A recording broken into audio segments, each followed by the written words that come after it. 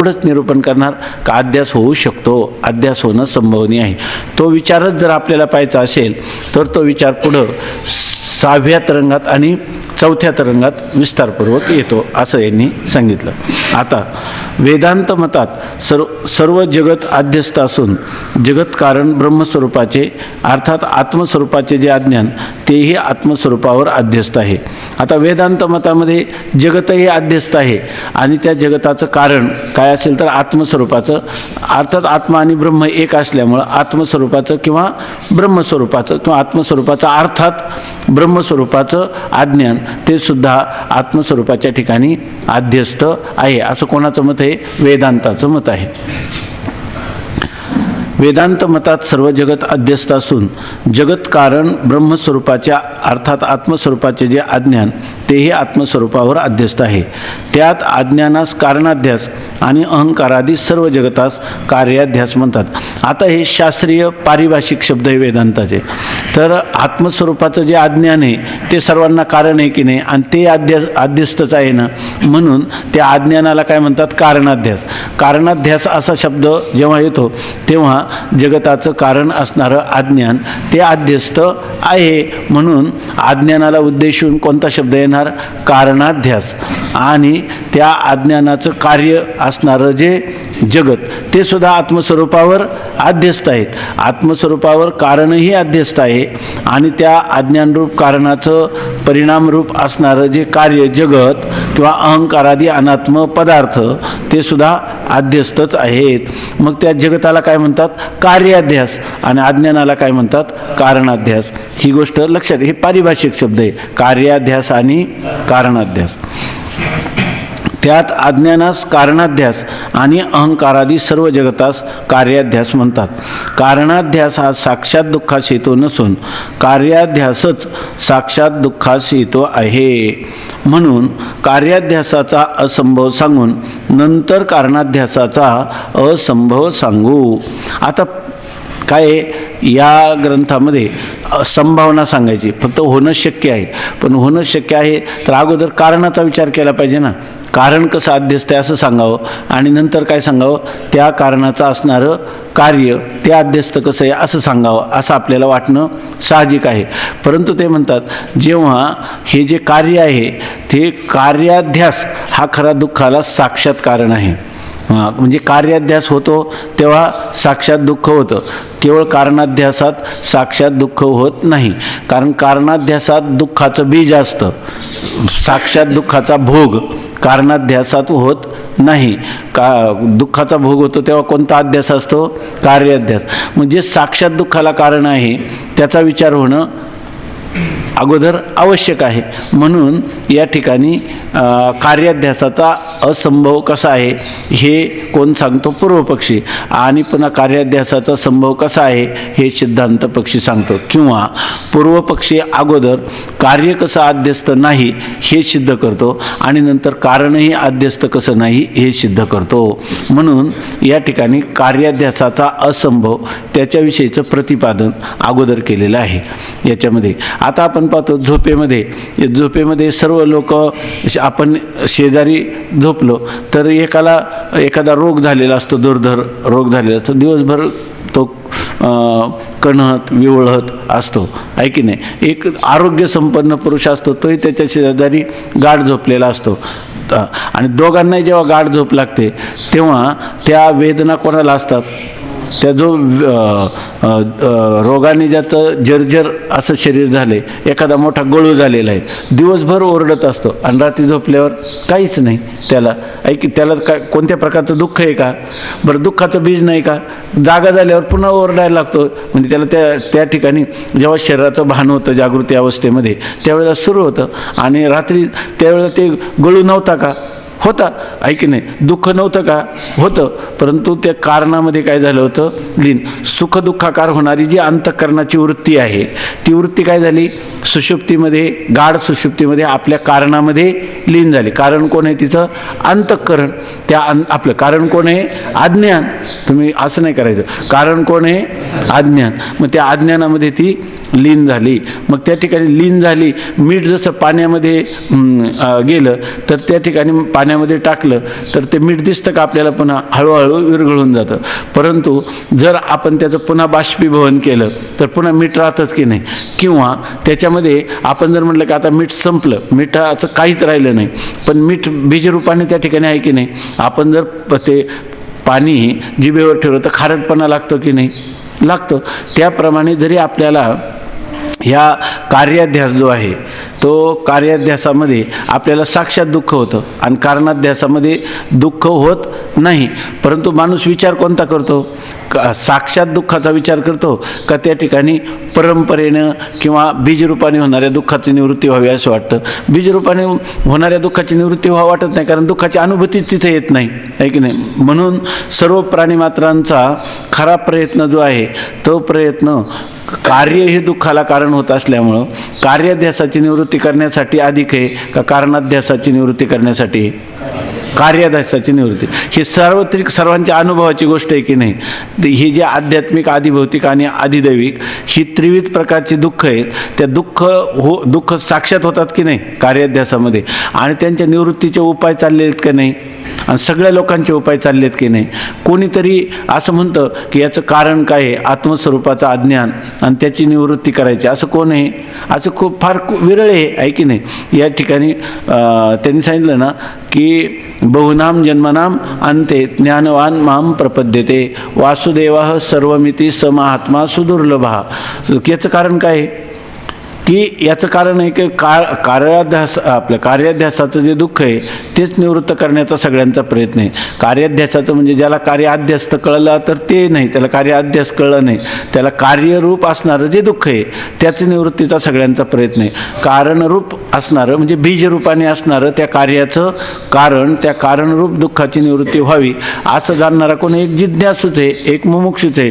बाकी आर्त तो आरतीचे निव्याजे जिज्ञासू तो जाणावया लागी भजे तिजेनी तेने इच्छिजे अर्थसिद्धी, आहे की नाही.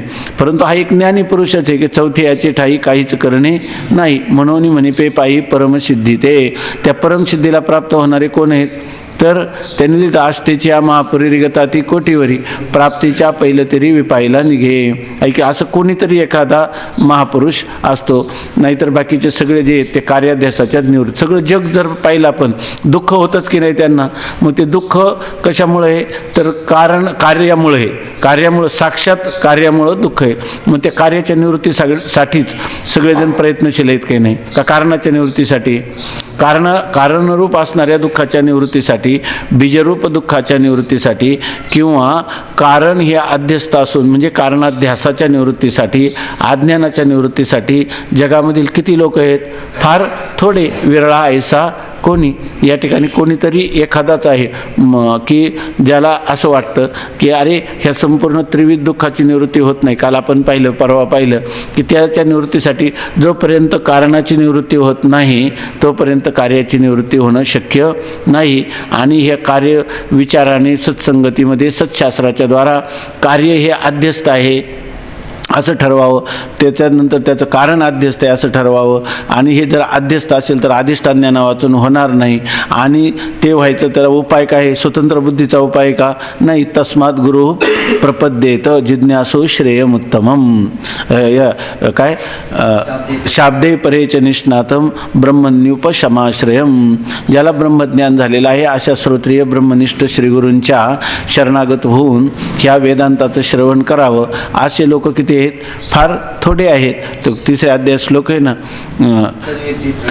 तो तर आहे. तद्विधी प्रणिपातेन परिप्रश्नेन सेवया उपदेक्षन्ति ते ज्ञानम ज्ञानिनस्तत्वदर्शन. चौथ्या अध्यायातला आहे तो. तिसऱ्या अध्यायामध्ये म्हणजे याच्यामध्ये फार थोडे लोक आहे. अनेक लोकांपैकी एखादा जसं बहुनाम जन्मनाम म्हणते मनुष्यानाम सहस्रेषु कश्चिद यत. सातव्या अध्याय मनुष्यानाम सहस्रेषु कश्चिद यतती सिद्धये यततामपि सिद्धानाम कश्चिन माम वेत्ति तत्वतः. आपल्या तत्वता मला जाणण्यासाठी कोणी एक तर लोक किती आहे मनुष्यानाम सहस्रेषु, 1000 मनुष्यामधला एखादा मनुष्य यतती सिद्ध आहे, म्हणजे मोक्षसिद्धीसाठी प्रयत्न करायला प्रवृत्त होतो. आणि यततामपि सिद्धानाम, आणि प्रवृत्त झाला तर मध्ये कोणी म्हणतं कर्माने होतो, कोणी म्हणतं उपासनेने होतो, कोणी म्हणतं योगाने होतो, तीर्थयात्रेने होतो, जपाने होतो, तपाने होतो, दानाने होतो, असंच म्हणत बसतात. परंतु त्याच्याकडे प्रवृत्त होत नाही. यततामपि सिद्धानाम, सिद्ध म्हणजे प्रयत्न करणाऱ्या साधकामध्ये सुद्धा तत्वतः माम वेत्ती, कोण सर्व हा का कश्चित, सर्व मला जाणतात का कश्चित, कश्चित कोणी एखादा विरळाच मला जाणतो असं म्हणतात. आता कारणाध्यास, आपलं हे चिंतन याच्यासाठी चाललं होतं. कारणाध्यास हा साक्षात दुःखास हेतू नसून कार्याध्यासच दुःखास हेतू आहे. म्हणून प्रथम कार्याध्यासाचा असंभव सांगून नंतर कारणाध्यासाचा असंभव सांगू. आपण प्रथम मग काय केलं पाहिजे, ते ग्रंथकार म्हणतात आम्ही पहिल्यांदा साक्षात दुःखाला कारण कोण आहे, कार्य, म्हणून आम्ही पहिल्यांदा कार्य कसं अध्यस्त आहे, म्हणजे कार्याध्यासाचं स्वरूप काय आहे हे पहिल्यांदा सांगू. म्हणजे कार्याध्यास असंभव, कार्याध्यासाचा असंभव कसा आहे, मग कार्याध्यास होऊ शकत नाही, म्हणजे कार्य अध्यस्त नाही असं पूर्वपक्ष सांगणार. आणि सिद्धांत पक्ष काय सिद्ध करणार, कार्य अध्यस्त आहे. नंतर हा काय सांगणार, कारण अध्यस्त नाही, ते काय सांगणार, सिद्धांती कार्य अध्यस्त, आपलं कारण अध्यस्त आहे. अशा प्रकारचा क्रम आहे. वाचू आता 6वा परिच्छेद. पूर्वपक्षीच्या मताने कार्याध्यासाचा असंभव, म्हणजे आता याच्यामध्ये जे चिंतन चालणार हा 6वा आणि 7वा, तर त्याच्यामध्ये कार्य कधीही अध्यस्त असणं शक्य नाही, हे म्हणजे कार्य सत्य आहे असं सिद्ध करण्यासाठी हा पूर्वपक्ष प्रवृत्त झालेला आहे. पूर्वपक्षीच्या मताने कार्याध्यासाचा असंभव, अहंकारादी अनात्म वस्तू यास बंध म्हणतात. पहिल्यांदा बंध म्हणजे काय, तर अहंकारादी अनात्म वस्तू, आत्मा सोडून इतर जे असेल ते सर्व काय आहे अनात्म. तर अहंकार आहे अहंकारादी, म्हणजे अहंकार आहे आदी ज्याच्या. त्या असे की त्या सांख्यकारिकेमध्ये लिहिलं त्यांनी, प्रकृतेर्महान ततो अहंकारः तस्माद् गणश्च षोडशकः तस्मादपि षोडशकात् पंचेभ्य पंचभूतानि. कारिका आहे, पहिल्यांदा महत्त्व आहे, प्रकृतीपासून महत्त्व, त्याच्यापासून अहंकार. आपण चिंतन केले मला वाटतं, अहंकार 3 प्रकारचा आहे, सात्विक राजस तामस अशा 3 प्रकारचा अहंकार आहे. त्याच्यामध्ये हा जो राजस अहंकार आहे तो साक्षात काही करत नाही असं मानलेले वेदांतामध्ये काही ठिकाणी त्याचं पण कार्य पंचप्राण वगैरे सांगितलेलं आहे. तर त्याच्यापासून त्या अहंकारापासून पंच तन्मात्रा, आपलं पंच ज्ञानेंद्रिय, पंच कर्मेंद्रिय आणि पंच महाभूत ही त्या सात्विक अहंकारापासून राजस अहंकाराच्या साह्याने उत्पन्न होतात. आणि राजस अहंकाराच्या साह्याने तामस अहंकारापासून पंचतन्मात्रा उत्पन्न होतात. आणि त्याच पंचतन्मात्रा स्थूल स्वरूपाला झाल्या की त्याला पंचमहाभूत म्हणतात. आणि संपूर्ण जगत जे आहे ते पंचभूतांनी बनलेलं आहे. काय सर्वम द्रव्यम पांचभौतिकम. रात्री शास्त्री महाराजांनी अभंग सांगितला, पंचभूतांचा गोंधळ केला एके ठाई मिळ, लावेला सबळ अहंकार त्या पाठी. त्या पंचभूतांना हे माझं आहे असं म्हणायला लागला किंवा मी आहे असं म्हणायला लागला, तोच काय झाला अहंकार. तिथपासून सुरुवात काय झाली, अनात्म पदार्थांची तादात्म्य करण्यासाठी सुरुवात झाली आहे की नाही. म्हणजे जे पदार्थ आहेत ईश्वरचित आणि त्याला तो काय म्हणायला लागला मी. मग त्या पदार्थासंबंधाने होणारी जी सुखदुःख ती त्याला कारण नसताना प्राप्त झाली. आणि हे कशामुळे झालं, आत्मस्वरूपाचं अज्ञान झालं. म्हणून पडिला जे प्राणिया कामी बरू देहाची वरी आदरू, म्हणून पडिला विसरू आत्मबोधाचा, आहे की नाही. म्हणून जोपर्यंत आत्मबोधाचा विसर आहे, जे बहुता एका अवांतरू जे बहुता एका अवांतरू अहंकाराचा भूत संचारू, म्हणून पडिला झाला म्हणून विसरू आत्मबोधाचा. हा अहंकार इथून बंध सुरू झाला, आहे की नाही. अहंकारादी अनात्म पदार्थ यालाच काय नाव झालं, बंध असं म्हणतात.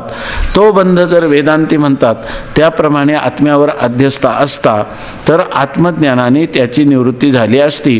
पण बंध अध्यासरूप नाही म्हणून त्याची ज्ञानाने निवृत्तीही संभवत नाही.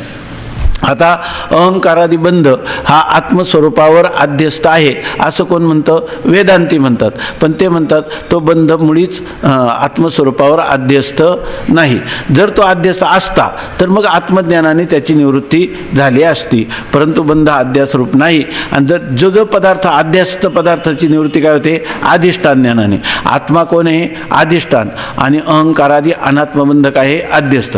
ही गोष्ट जर सिद्धांत पक्षाची वेदांत पक्षाची मान्य केली असती, वेदांती म्हणतो त्याप्रमाणे, काय हरकत नाही. बंध अहंकारादी अनात्म पदार्थाचा बंध किंवा अहंकारादी अनात्म पदार्थ हेच बंध आहे. हा बंध जर आत्मस्वरूपावर आध्यस्थ असता तर मग मात्र त्याची निवृत्ती झाली असती. कोणाची? बंधाची. कशाने झाली असती? आत्मस्वरूपाच्या ज्ञानाने. परंतु मुळी तो बंध आध्यस्थच नाही असं तो सांगतो. आता कसं? पण बंध आध्यासरूप नाही म्हणून त्याची ज्ञानाने निवृत्ती संभवत नाही. ज्या वस्तूचे ज्ञान होते ते ज्ञान त्या वस्तूच्या ठिकाणी असणारा अध्यास आणि अध्यासाचे कारण जे त्या वस्तूचे अज्ञान त्या दोघांस निवृत्त करते. आता वेदांताचे सिद्धांत तो सांगतो की आपल्याला ज्या वस्तूचं ज्ञान होतं, बरोबर ना, ती वस्तू आणि तिचं ज्ञान ही जर दोन्ही अध्यस्थ असतील तर काय होतात? अधिष्ठान ज्ञानाने निवृत्त होतात.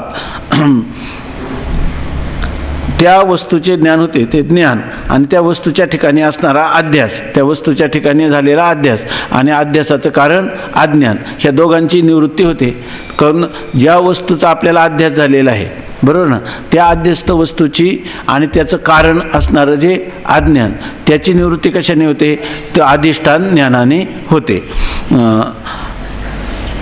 ज्या वस्तूचे ज्ञान होते ते ज्ञान, ज्या वस्तूचे ज्ञान होते म्हणजे समजा ज्या वस्तूचे रज्जूवर काय भासलेलं आहे? सर्प. मग ज्या वस्तूचे म्हणजे ज्या रज्जूचं ज्ञान झालं की त्या वस्तूच्या ठिकाणी असणारा अध्यास, मग त्या रज्जू वस्तूच्या ठिकाणी असणारा अध्यास कोण आहे? सर्प. आणि अध्यासाचे कारण त्या वस्तूचे अज्ञान म्हणजे कोणाचं? रज्जूचं असणारं अज्ञान. म्हणजे रज्जूचं ज्ञान झालं की काय होईल? तुम्हाला त्या रज्जूविषयक असणारं अज्ञान आणि रज्जूवर अध्यस्थ असणारा सर्प, सर्पाचं ज्ञान, ही दोन्ही अध्यस्थ आहे ना. सर्प अध्यस्थ आहे का? सर्पाचं ज्ञान पण अध्यस्थ आहे आणि त्याचं कारण असणारं कोण आहे? अज्ञान. मग त्या वस्तूचं ज्ञान झालं की ते काय करतं? त्या वस्तूविषयक असणाऱ्या अज्ञानाची आणि अज्ञान कार्य असणाऱ्या त्या अध्यस्थ पदार्थाची किंवा सर्पाची निवृत्ती करतं. हाती घेतलिया माळा, फिटे सर्पभासाचा कंटाळा, माझेनी बोधे टवाळा नागवे तो ना. या ठिकाणी आपण ज्याला आपल्याला रज्जूवर काय झालं आपलं किंवा माळेवर काय झाला? सर्पाचा भ्रम झाला, पडलेली ही पुष्पमाला. पण जर आपल्याला जर प्रखर प्रकाशामध्ये जर ते माळा दिसली, आपण हातात घेतली, आता सर्प बोध आहे का त्या ठिकाणी? सर्प आहे का सर्पबोध आहे? सर्पही जातो आणि सर्पाचा बोधही जातो. तसं माझेनी बोधे म्हणजे माझ्या आत्मस्वरूपाचं किंवा ब्रह्मस्वरूपाचं जर बोध झालं तर तो टवाळा, टवाळ शब्दाचा अर्थ आहे मिथ्या. आपल्या मराठीमध्ये ज्ञानोबा यांच्या वाङ्मयात टवाळ शब्दाचा अर्थ आहे मिथ्या. मग माझेनी बोधे, माझा बोध झाला का? टवाळा नागवितो म्हणजे मिथ्या पदार्थाने तो नागवला जाईल का? फसला जाईल का? त्याला काही ते बाद करतील का? कोणत्याही प्रकारची त्याला पीडा क्लेश निर्माण करू शकणार नाही. अशी गोष्ट खरी, पण पदार्थ मिथ्या असेल तर रज्जू झालिया गोचरू आभासता वेळा कारू रज्जूचा हा निर्धारू होय जेवी. जर आता रज्जू झाली आहे गोचरू, रज्जू दोरी आपल्याला जर गोचर झाली म्हणजे तिचं ज्ञान झालं, त्या रज्जूला विषय केलं म्हणजे तिचं यथार्थ ज्ञान झालं, तर आभासता वेळा कारू, आपल्याला जो व्याळ म्हणजे सर्पाचा आकार आतापर्यंत भासत होता तर तो आभासता वेळा कारू रज्जू झाली या गोचरू आभासता वेळाकारू तो रज्जूची आयसा निर्धारू होय. त्यावेळेला हा सर्प नसून हा काय आहे? रज्जूच आहे. म्हणजे सर्प नाहीच आहे, रज्जूच आहे की नाही. मग त्यावेळेला आपल्याला असा निर्धार होतो का नाही, निश्चय होतो की नाही, असं उदाहरण सांगतात. तर शुक्ती ती शुक्ती, शुक्तीवर म्हणजे शिंपल्यावर आपल्याला जेव्हा भ्रम होतो रजताचा तेव्हा शुक्ती ती शुक्ती, साच होय प्रतीती, ही शुक्तीच आहे अशी जेव्हा आपल्याला खरी प्रतीती येते निस्संदेह रुपयाची भ्रांती जाऊन या, त्यावेळेला रुपयाचा भ्रम राहतो का? आपल्याला राहत नाही. पण शुक्तीवर भासलेलं रूप कसं आहे? आद्यस्थ आहे. माळेवर भासलेला सर्प कसा आहे? आद्यस्त आहे. रज्जूवर भासलेला सर्प कसा आहे? आद्यस्त. पण हे आद्यस्त ठरल्यामुळं अधिष्ठान मालेचे, अधिष्ठान रज्जूचे किंवा अधिष्ठान शुक्तीचं ज्ञान झालं की त्या पदार्थाच्या ज्ञानाची आणि त्याचं कारण असणाऱ्या अज्ञानाची, ह्या सगळ्यांची निवृत्ती होते. पण पदार्थ आद्यस्त असेल तर काय आळस नाही येत. ठीक चाललंय ना?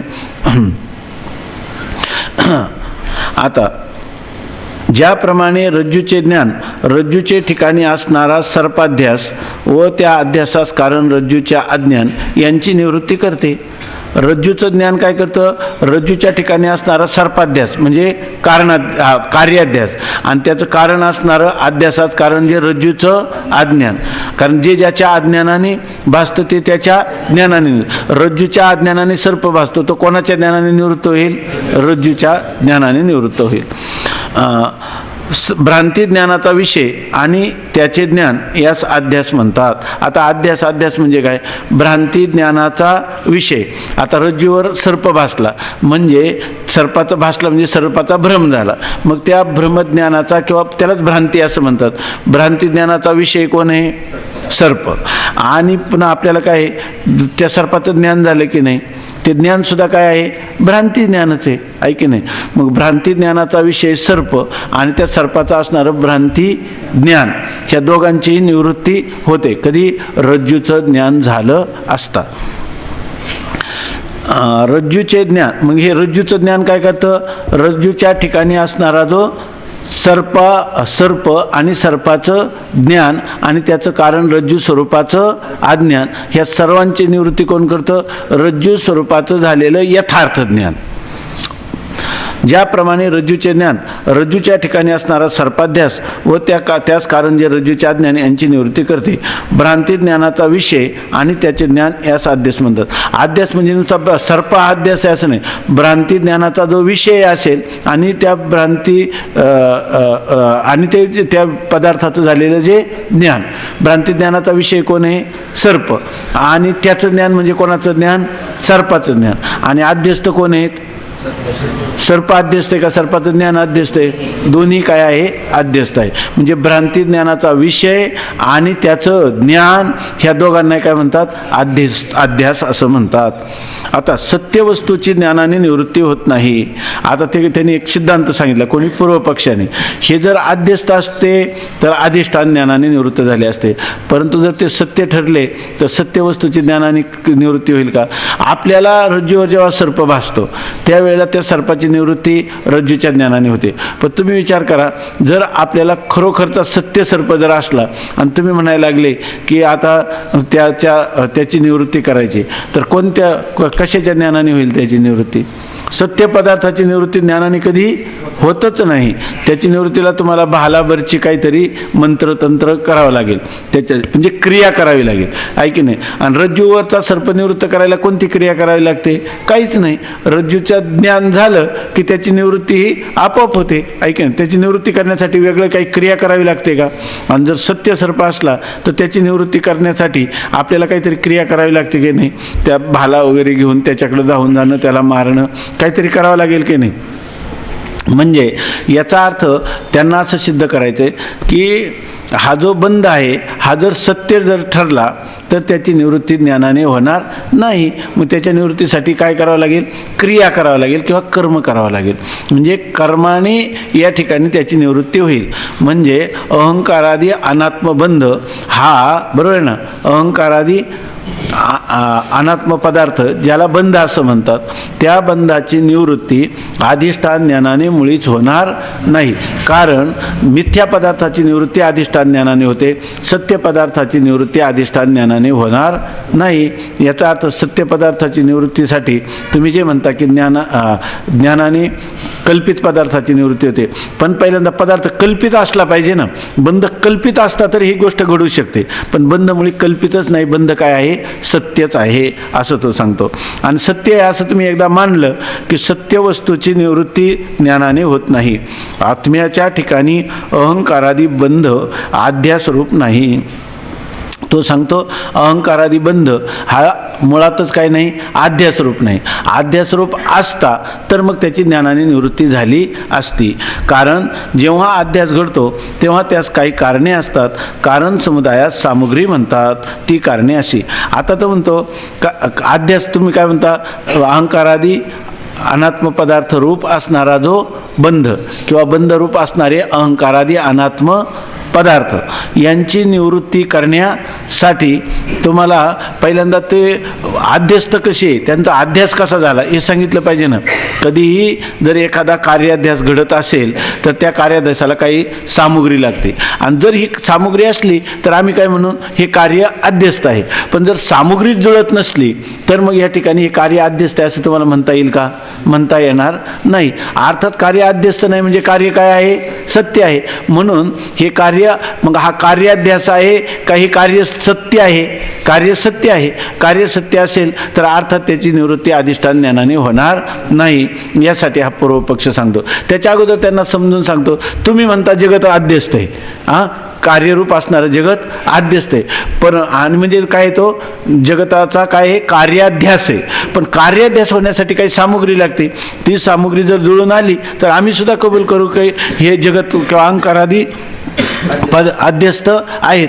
पण जर सामुग्री जुळत नसेल तर त्या पदार्थांना अध्यस्त म्हणता येईल का? म्हणता येणार नाही. आणि जर ते पदार्थांना अध्यस्त म्हणता नाही आलं तर तुम्हाला अधिष्ठान ज्ञानाने त्याची निवृत्ती हे तरी तुम्हाला सांगता येईल का? अर्थात सांगता येणार नाही.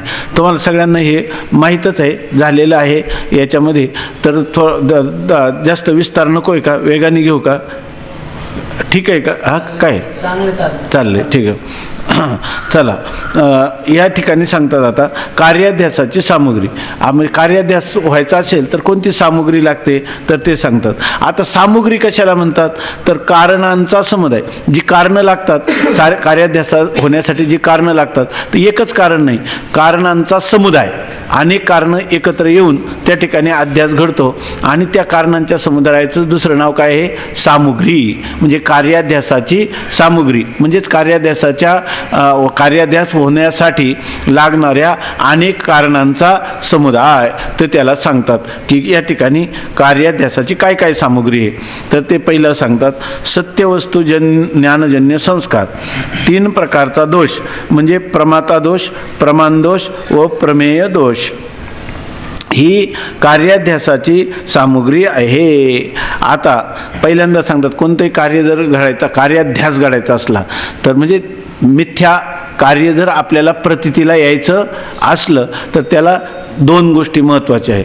त्या 2 गोष्टी कोणत्या आहे? सत्य वस्तू ज्ञानजन्य संस्कार. सत्य वस्तू ज्ञानजन्य संस्कार. आणि दुसरा दोष सांगतात 3 प्रकारचे त्याच्या ठिकाणी दोष असावे लागतात. एक प्रमाता दोष, प्रमाण दोष आणि प्रमेयाच्या ठिकाणी दोष. हे जर असतील, ही जर सामुग्री असेल तर मग त्या ठिकाणी ते कार्याध्यास होऊ शकतो. ठीक चाललंय ना? कार्याध्यास कधी होऊ शकतो? सत्य वस्तू ज्ञानजन्य संस्कार आणि प्रमाता, प्रमाण आणि प्रमेय या ठिकाणी असणारे दोष हे असतील तर ते कार्य अध्यस्त आहे असं आपल्याला म्हणता येईल. सत्यवस्तू ज्ञानजन्य संस्कार 3 प्रकारचा दोष म्हणजे प्रमाता दोष, प्रमाण दोष व प्रमेय दोष ही कार्याध्यासाची सामुग्री आहे.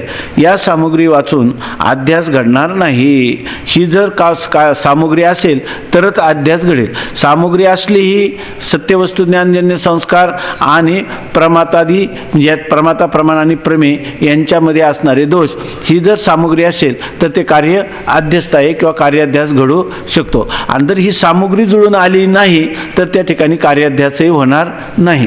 म्हणजे ते कार्य अध्यस्त असणार नाही. म्हणजे त्या कार्य जर अध्यस्त ठरलं नाही तर त्याची निवृत्ती ही ज्ञानाने होणार नाही.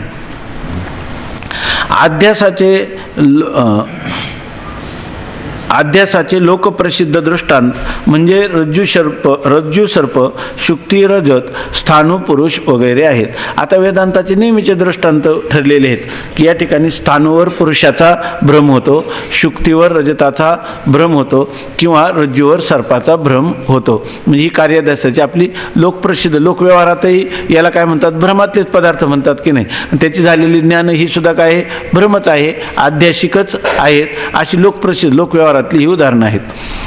जगतात ज्याने सत्य सर्प किंवा सत्य रजत म्हणजे रूपे पाहिले असेल त्यासच रज्जूवर म्हणजे दोरीवर सर्पाचा किंवा शिंपीवर रूप्याचा अध्यास अर्थात भ्रम होतो. म्हणजे सत्य सर्पाच्या ज्ञानाचा संस्कार ज्याच्या अंतःकरणात असेल त्यासच रज्जूवर सर्पाचा अध्यास होईल. त्याचप्रमाणे ज्याच्या अंतःकरणात सत्य रूप्याचा किंवा सत्य पुरुष ज्ञानाचा संस्कार असेल त्यासच शिंपीवर रूप्याचा किंवा स्थानूवर म्हणजे झाडाच्या खोडावर पुरुषाचा अध्यास होईल. आता बघा, शुक्तीवर रजताचा, रज्जूवर सर्पाचा, स्थानू म्हणजे झाडाचं खोड त्याच्यावर पुरुषाचा भ्रम होतो. ही लोकप्रसिद्ध दृष्टांत आहे की नाही, अध्यासाचे कार्याध्यासाचे हे लोकप्रसिद्ध उदाहरणं आहेत की नाही. पण तिथं घडतं कसं तर ते सांगतात, ज्या वेळेला मनुष्याला रज्जूवर सर्पाचा भ्रम होतो त्यावेळेला त्यांनी सत्य सर्प कधीतरी पाहिला असेल की नाही. सत्य सर्प जर त्यांनी कधी पाहिला असेल, त्या सर्प नंतर त्यांनी पाहिला तो दूर गेला किंवा सर्प दूर गेला, परंतु त्या सत्य सर्प त्यांनी पाहिलेला त्याचे संस्कार त्याच्या अंतःकरणामध्ये राहतात. आणि नंतर जेव्हा त्याला सर्पासारखं काही लांबट वादी वगैरे दोरी दिसते मंद अंधकारात त्यावेळेला भ्रम होतो. पण अगोदर त्यांनी कुठंतरी सत्य सर्प पाहिलेला असला पाहिजे की नाही. मग त्या सत्यवस्तू तर त्याला काय झालेले ज्ञान आणि नंतर काय त्याचे राहिलेले संस्कार आणि नंतर सत्यवस्तू ज्ञानजन्य म्हणजे त्या ज्ञानापासून झालेल्या संस्कारापासून नंतर त्याला काय होतं, त्या रज्जूवर सर्पाचा भ्रम होतो. आहे की नाही. म्हणजे सत्यवस्तू ज्ञानजन्य संस्कार त्याला कारण आहेत की नाही, अर्थात आहेतच. बरं, एखाद्या माणसाने कधी सर्पच पाहिला नसेल, एखाद्याने शुक्तीच्या ठिकाणी खरं रूपच पाहिलं नसेल किंवा स्थानूच्या ठिकाणी ज्या पुरुषाचा भ्रम होतो तो पुरुष त्याने जर कधीच पाहिला नसेल म्हणजे सत्य पुरुष, सत्य रजत किंवा सत्य सर्प पाहिला नसेल तर त्याला त्या रज्जूवर सर्पाचा भ्रम, शुक्तीवर रजताचा भ्रम किंवा स्थानूवर पुरुषाचा भ्रम होणार नाही. ही गोष्ट आपल्याला पटते की नाही. कुठंतरी एकदाच सत्य पाहिलेलं असलं पाहिजे की नाही. म्हणजे हा कार्याध्यास घडण्यासाठी सत्य वस्तू ज्ञानजन्य संस्काराची आवश्यकता आहे. जगतात ज्याने सत्य सर्प किंवा सत्य रजत म्हणजे रूपे पाहिले असेल त्यासच रज्जूवर म्हणजे दोरीवर सर्पाचा किंवा शिंपीवर रूप्याचा अध्यास अर्थात भ्रम होतो. म्हणजे सत्य सर्पाच्या ज्ञानाचा संस्कार ज्याच्या अंतःकरणात असेल, पूर्वी सत्य सर्प पाहिला त्याच्या ज्ञानाचा संस्कार ज्याच्या अंतःकरणात असेल त्यासच रज्जूवर सर्पाचा अध्यास होईल. त्याचप्रमाणे ज्याच्या अंतःकरणात सत्य रूप्याचा किंवा सत्य पुरुष ज्ञानाचा संस्कार असेल त्यासच शिंपीवर रूप्याचा किंवा स्थानूवर म्हणजे झाडाच्या खोडावर पुरुषाचा अध्यास होईल. सत्यवस्तूच्या ज्ञानाचा संस्कार नसेल तर अध्यास होणार नाही. सत्यवस्तूच्या ज्ञानाचा संस्कार म्हणजे सत्यवस्तू ज्ञानजन्य संस्कार नसेल अंतःकरणात तर तुम्हाला अध्यास होणार नाही. आत्म्यावर अहंकारादी बंध अध्यस्त म्हणायचा असेल तर अहंकारादी बंध कोठेतरी सत्य असून त्या सत्यबंधाच्या ज्ञानाचा संस्कार असता तर अहंकारादी बंध आत्म्याच्या ठिकाणी अध्यस्त आहे असे म्हणणे कदाचित संयुक्तिक झाले असते. पण अडचण ही आहे की वेदांत मतात आत्म्याशिवाय केव्हाच आणि काहीच सत्य नाही आणि सत्यवस्तू ज्ञानजन्य संस्कार तर अध्यासाचे कारण आहे. बंध कोठेच सत्य नसल्यामुळे सत्यवस्तू ज्ञानजन्य संस्काराचाच असंभव आहे. म्हणून बंध अध्यस्त म्हणणे संभवत नाही. आता बघा, तो म्हणतो की तुम्हाला हे जे अहंकारादी बंध आहे हा काय आहे, अध्यस्त आहे. बरोबर ना. तुमच्या दृष्टीने काय हा अध्यस्त आहे. आपल्याला जेव्हा आणि तो कोणावर अध्यस्त आहे, आत्मस्वरूपावर. पण आणि त्याचा काय आहे, अध्यास झाला तुम्हाला आत्मस्वरूप. चांगलं लक्षात घेता ना. आत्मस्वरूपावर अहंकारादी अनात्म पदार्थ किंवा बंध हा अध्यस्त ठरवायचा झाला तर ठरला असता. पण कसं आहे की तो कधीतरी जसं रज्जूवर सर्पाचा भ्रम होतो तेव्हा सर्प कुठंतरी सत्य पाहिला की नाही, तसा अहंकारादी बंध अध्यासिक आहे असं तुम्ही जेव्हा म्हणता तो अध्यास होण्यासाठी कुठंतरी अहंकारादी पदार्थ सत्य त्यांनी पाहिले असले पाहिजे की नाही. मग ते अहंकारादी पदार्थ अगोदर काय असले पाहिजे? सत्य असले पाहिजे. मग त्या सत्य वस्तू सत्य असणाऱ्या अहंकारादिकांचा त्याला काय होईल? ज्ञान होईल. आणि त्या ज्ञानजन्य संस्कारामुळं पुन्हा त्याला काय होईल? आत्मस्वरूपाच्या ठिकाणी सत्य वस्तू ज्ञानजन्य म्हणजे कोणाचा? अहंकारादी सत्य पदार्थांच्या ज्ञानजन्य अशा संस्कार अंतःकरणात राहिल्यामुळं त्याला पुन्हा केव्हा आत्मस्वरूपाच्या ठिकाणी सत्यवस्तू ज्ञानजन्य संस्कारामुळं अहंकारादी अनात्म पदार्थांचा अध्यास होईल. आहे की नाही? पण आता वेदांत मतात तर असं आहे, तुमच्याच मतामध्ये हे तर गोष्ट लक्षात आली ना, बंद होण्यासाठी काय पाहिजे? सत्यवस्तू ज्ञान, आपलं काय अध्यास होण्यासाठी सत्यवस्तू ज्ञानजन्य संस्कार पाहिजे. परंतु जसं रज्जूच्या ठिकाणी सर्प व्हायला कुठंतरी सत्य सर्प पाहिला, स्थानवर पुरुषाचा अधिक होण्यासाठी कधीतरी त्याला सत्य पुरुषाचं ज्ञान झालेलं आहे, किंवा शुक्तीवर रजताचा अध्यास होण्यासाठी कुठंतरी सत्य रजत पाहिलेले. तसं हां रज्जुवरी भाषे मिथ्या सर्प, शुक्तीवरी रजत पाहता डोळा दिसे. आपण जर पाहायला गेलं तर शुक्तीवर काय होतं? रजत भासतं. नाथ महाराजांच्या हरिपाठातला अभंग आहे का? आणि रज्जूवर काय होतं? मिथ्या सर्पाचा भ्रम होतो. तसा जर अनात्म पदार्थाचा अहंकारादी अनात्म पदार्थाचा बंध, तो जर बंधाचा अध्यास आत्मस्वरूपावर व्हायचा असेल तर कुठंतरी अहंकारादी अनात्म पदार्थांचं किंवा बंधांचं म्हणजे सत्यबंधाचं तुम्हाला ज्ञान झालेलं असलं पाहिजे. ऐकी नाही? बरं, तुम्ही म्हणाल की ठीक आहे, हो झालेलं आहे असं जर म्हटलं, पण तुमचा वेदांताचा सिद्धांतच कोलमडून जाईल. तुमचा सिद्धांत काय? तो का म्हणे? तुची खरा आणि एरवावगा पसारा.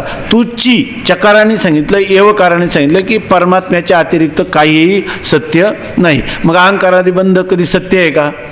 अहंकारादी पदार्थ कधीही सत्य असू शकत नाही. आणि जर अहंकारादी बंध हा अध्यस्त बंध मानायचा असेल तर त्याला पूर्वी कुठं तरी सत्य असला पाहिजे. आणि तुमच्या मतात आत्म्याच्या अतिरिक्त कोणताही पदार्थ सत्य नाही. मग सत्यवस्तू ज्ञानजन्य संस्कार तुम्हाला सांगता येतील का?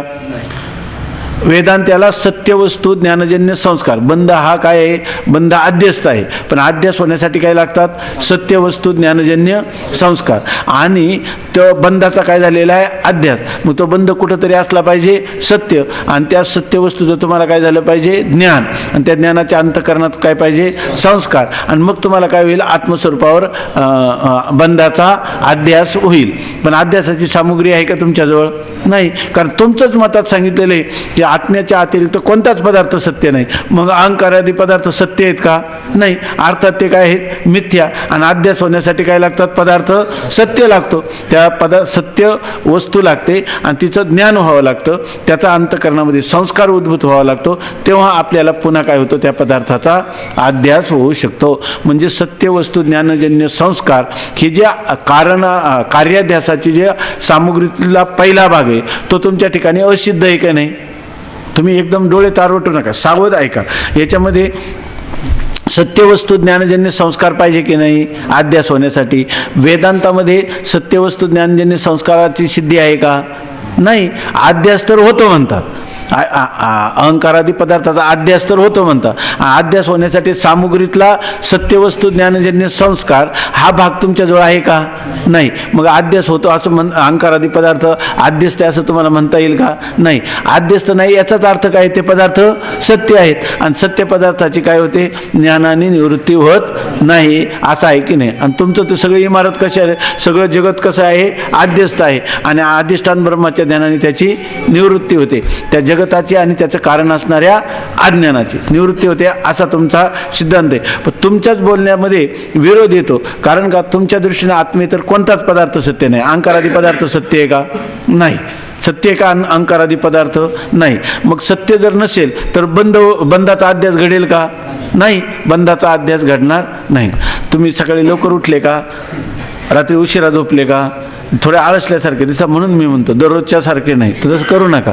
सावध व्हा एकदम चांगलं. नाहीतर आपण बंद ठेवायचं असलं तर ठेवू. कारण जसं वेदांताची इमारत जगन मिथ्यात्वावर अवलंबून आहे, तसंच कारणाध्यास आणि कार्याध्यास कळून घेण्यावर पुढचा चौथा आणि 6वा सगळा तरंग त्याच्यावर अवलंबून आहे. तुम्ही म्हटले आता थांबा, आता थांबू, दुपारी घ्या तर घेऊ, जेव्हा तुम्ही उत्साही असता तेव्हा घ्या पाहिजे तर. पण आता तुमच्या लक्षात येतंय का हे सगळं?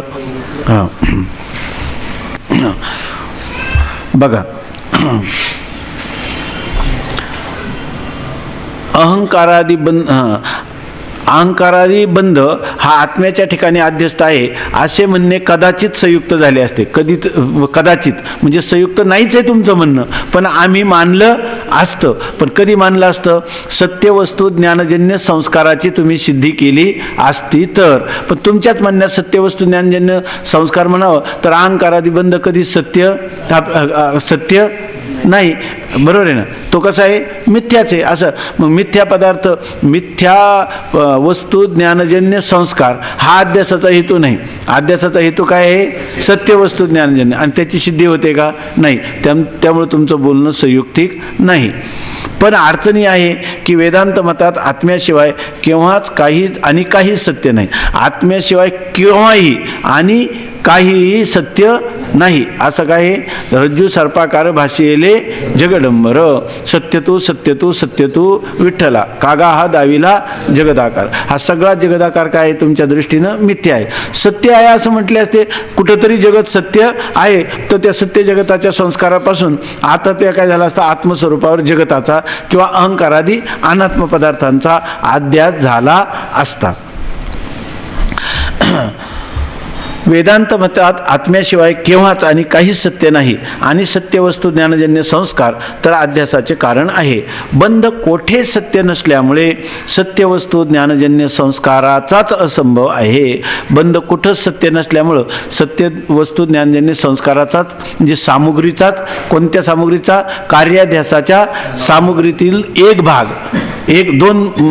दोन सांगितले ना विभाग. एक सत्यवस्तू ज्ञानजन्य संस्कार आणि दुसरा प्रमाता प्रमाण आणि प्रमेय याच्यातील दोष, असं सांगितलं. 3 प्रकारचा दोष. तर पहिलं सामुग्री जी आहे सत्यवस्तू ज्ञानजन्य संस्कार, ती तुमच्या ठिकाणी सिद्ध होत नाही.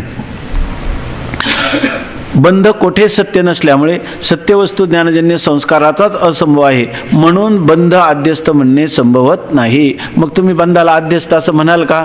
म्हणता येणार नाही. तुम्ही म्हटले तरी आम्ही कबूल करणार नाही, कारण सत्यवस्तू ज्ञानजन्य संस्काराची सिद्धी होत नाही.